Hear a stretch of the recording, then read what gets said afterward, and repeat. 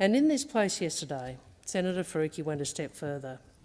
She disrespected the rules of the Parliament by holding up a sign for the duration of the Governor-General's address on the opening of this term of Parliament.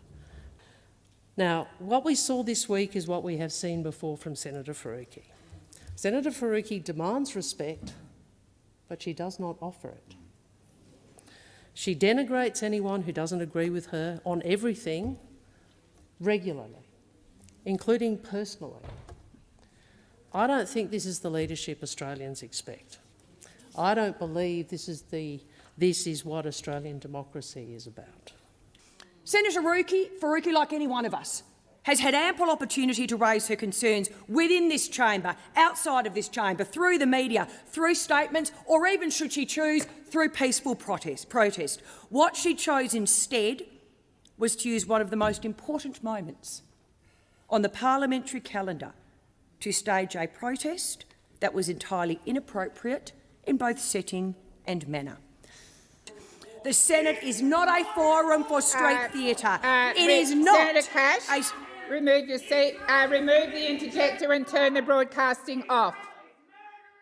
Remove the interjector and turn broadcasting off.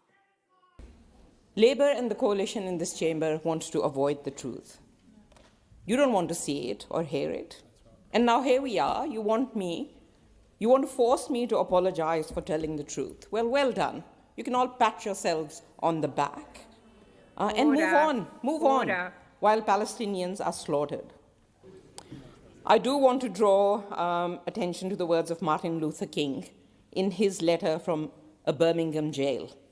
And it seems especially relevant while you all sit here and censure me for breaking what you call the decorum of Parliament, of my failure to be polite or respectful while a genocide unfolds, while kids are being killed.